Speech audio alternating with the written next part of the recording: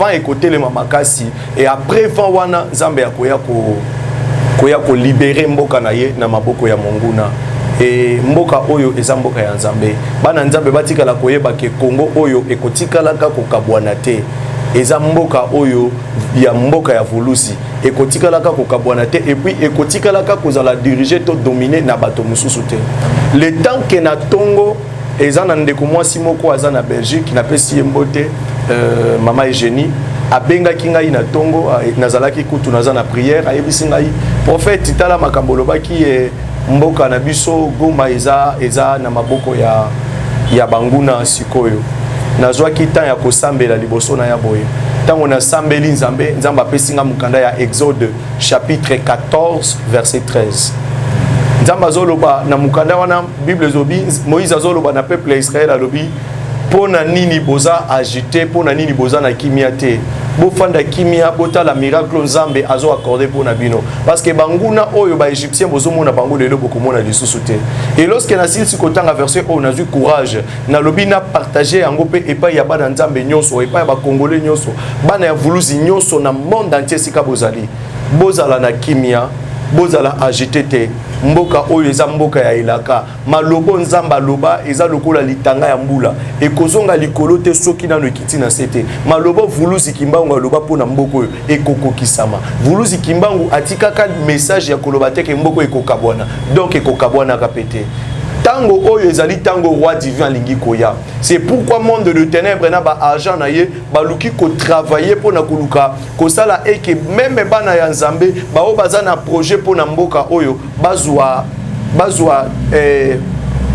bazanga façon ya kosala lisusu projet bazaki nango ya kosala pona mboka oyo bazanga contrôle bazwa émotion bamona keseke mboka déjà est commis na maboko ya banguna mais je vais rassurer moi na nzambe nyoso eke mboka oyo ekoki jamais et jamais là je parle comme serviteur de Dieu jamais et jamais kotikala na maboko ya banguna Dieu m'a parlé de ça avant na ya na émission je priais tango bayebisinga yepa ya mama Eugénie j'ai prié nzamba yebisinga lobi banguna otozomona tokotikala komona bango lisusu te esengeli baya na makasi bongo esengeli loyenge epusa na bongo pour que nzamba disperser bango.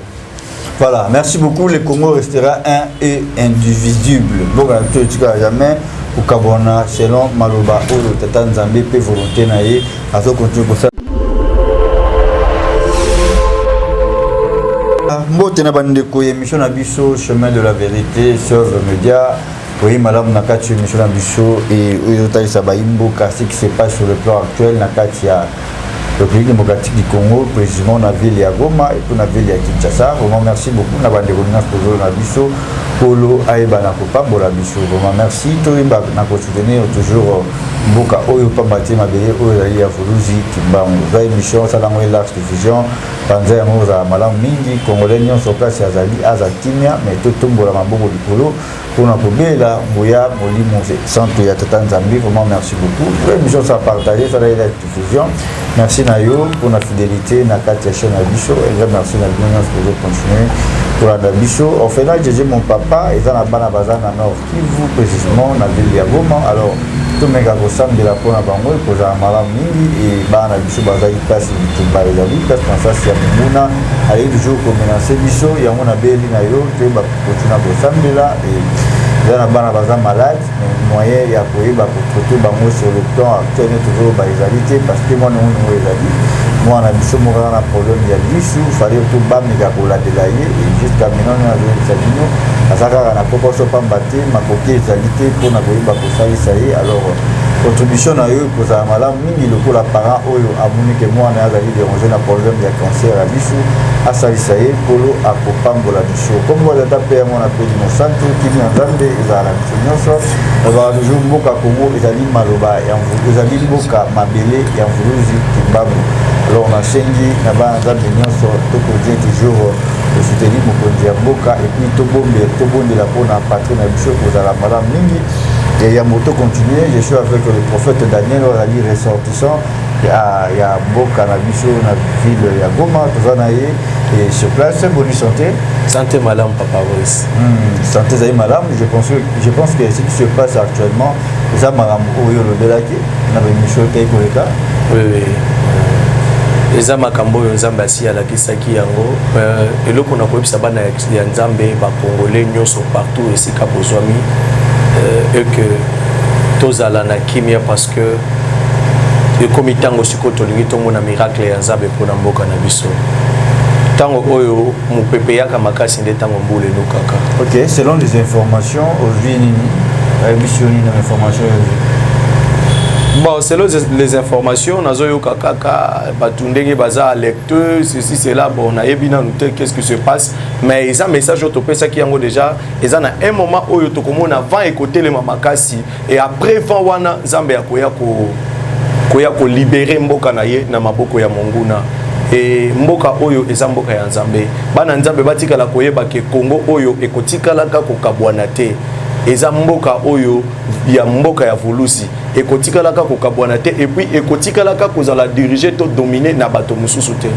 le temps que na tongo eza na ndeko mwasi moko aza na Belgique na pesi mbote mama Eugénie abengaki ngai na tongo nazalaki kutu naza na prière ayebisi ngai prophète tala makambo lobaki mboka na biso Goma eza na maboko ya banguna sikoyo nazwaki temps ya kosambela liboso na ya boye tango na sambeli nzambe apesinga mukanda ya Exode chapitre 14 verset 13 nzamba zoloba na mukanda wana Bible zobi Moïse azoloba na peuple ya Israël alobi pona nini boza agité pona nini boza na kimia te bofanda kimia botala miracle nzambe azo accorder pona bino parce que banguna oyo ba égyptien bozomona bango lelo bokomona lisusu te et lorsque na silsi kotanga verset oyo nazui courage na lobi na partager yango pe epai ya bana nzambe nyonso epai ya ba congolais nyonso bana ya vuluzi nyonso na monde entier sika bozali bozala na kimia bozala agité te mboka oyo eza mboka ya elaka malobo nzamba loba eza lokola litanga ya mbula ekozonga likolo te soki nano ekiti na sete malobo vuluzi kimbangu aloba pona mboko oyo ekokokisama vuluzi kimbangu atikaka message ya koloba te ke mboko ekokabwana donc ekokabwana kapete tango oyo ezali tango roi divin lingi koya c'est pourquoi monde de ténèbres na ba argent na ye baluki ko travailler pona koluka kosala eke même bana ya nzambe bao baza na projet pona mboka oyo bazwa bazanga façon ya kosala lisusu projet bazaki nango ya kosala pona mboka oyo bazanga contrôle bazwa émotion bamona kesa ke mboka déjà est commis na maboko ya banguna mais je vais rassurer moi na nzambe nyoso eke mboka oyo ekoki jamais et jamais là je parle comme serviteur de Dieu jamais et jamais kotikala na maboko ya banguna Dieu m'a parlé de ça avant na ya na émission je priais tango ba yebisinga yepa ya mama Eugénie j'ai prié nzamba yebisinga lobi banguna otozomona tokotikala komona bango lisusu te esengeli baya na makasi bongo esengeli loyenge epusa na bongo pour que nzamba disperser bango. Voilà, merci beaucoup. Le Congo restera un et indivisible. Donc, jamais au Kabona, selon Maloba, Oyo, Tata Nzambe, P. volonté naïe, à ce continue pour ça la pour Mboka Oyo. Et actuellement, la nationalité, que la ville de Goma est maintenant calme. Pambate, Balingaki, le projet n'a pas mou, Bako Echayango, lobby dimanche après juste et réunion et conseil de sécurité et Balingaki Bongo Baïba pour ça, ville ya Goma et Simiti, Balobaki. Pour que sa ville ya Goma pour n'embarrassement libérer ici la même risque qui lobby et puis ville à Goma pour l'instant actuel les abonnements na maboko ya FARDC alors tout soutenir bango na losambo bango na ba armes lourdes bango na ba armes sophistiquées ba armes oizali au salama salon de technologie mais biso tout ça au nom de l'Éternel au makolo apambola yo soutenir mboka na yo ekozala madame mingi est-ce que c'est normal tout ça ngapé nzambe ba oui, oui, c'est vraiment, surtout, c'est très important pour que Nzambe a soutenir Mokonzi Mboka, Apesaye, Batuko Baza Pembeni Naye, parce que Nzamba Lobaki Nangaï, il va frapper les autorités, Oyo Baza Loko la traite Pembeni, Bazali Pembeni ya Mokonzi Mboka, et c'est eux qui sont en train de faire comme si Bazo Sungamboka, Nzoka Bazo Sungamboka, te Bangonde Bazo collaborer, na Banguna Mboka Oyo. Bokanga dati ya lelo, les enfants de Dieu partout dans le monde. Bokomona na année oyo kaka ici là, il y a des autorités politico oyo ba kokufa ebele, surtout ba o baza influent, ba oyo ba bundisi mboka oyo, ba sali lokola ba se comporter lokola ba traître pembeni ya mokonzi ya mboka, pona koluka ko trahir mboka, pona koluka ko sala mabe, babimisa image ya mokonzi ya mboka mabe epai ya bato. Dieu va frapper beaucoup de gens. Dieu va frapper beaucoup des autorités. Na ekanisi na bandelia ane na lobaki que na moni matanga na parlant du peuple na chambre haute na chambre basse na moni batu bazobi malibanda na moni batu bazolela. Il y a des autorités politico o nzamba kolongola bango na bomoi. Parce que ils sont là pas pour servir les nations mais pour se servir bango moko et bazo travailler le la traître pour na koluka juste richesse ya mboka oyo. Voilà, merci beaucoup Kolo Pamboula Biso. Je pense que tout le monde a souka, tout ce qui va dans une image, va me kakolanda.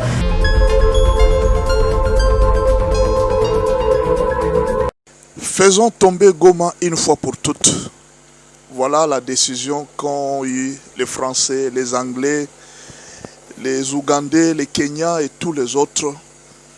Ils ont décidé, il dit, avant que le Conseil de sécurité ne puisse entrer en réunion le lundi. Vous avez déjà suivi le communiqué de l'AFC. Ils ont dit que nous donnons 48 heures à tous les soldats de déposer les armes.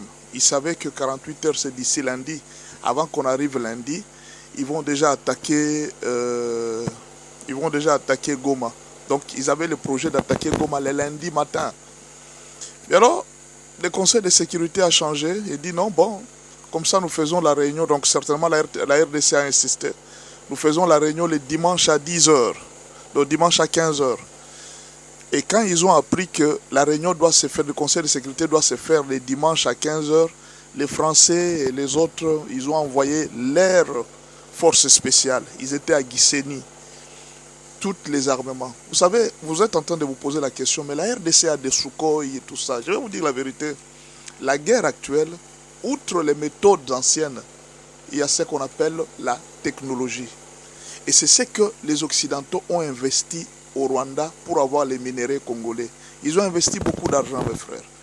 J'étais en train de suivre un confrère congolais qui faisait une émission et j'ai suivi un commentaire d'un Rwandais qui a dit « Nous sommes au Rwanda, je suis Rwandais et nous sommes au Rwanda. Nous sommes en train de voir comment est-ce que les camions sont en train de passer, beaucoup de camions sont en train de passer pour aller en RDC avec des troupes et des militaires qui vont en RDC pour combattre.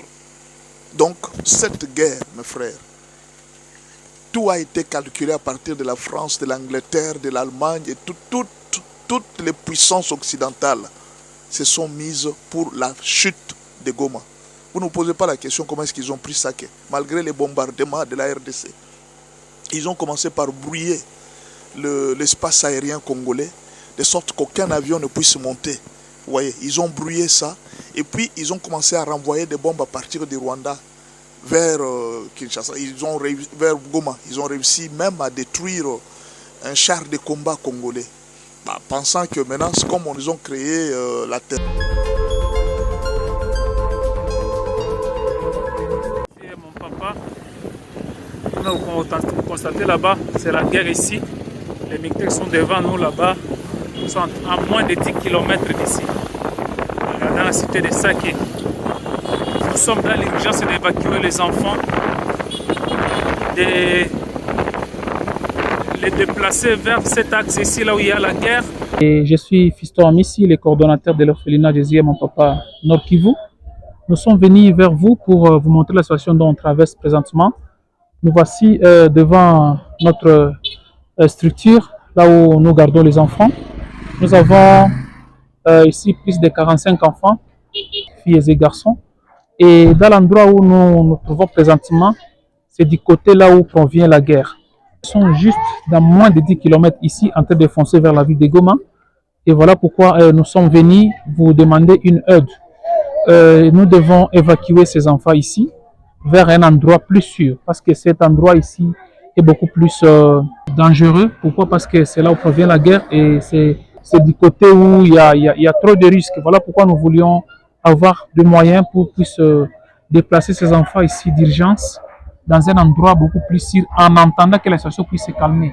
Maintenant là, nous sommes dans l'impossibilité de le faire. Pourquoi? Parce que il faut aménager là où les enfants seront. Il faut le moyen de transport pour les transporter.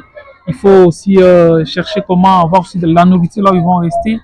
Ça, c'est la situation qui devient très très compliquée ici.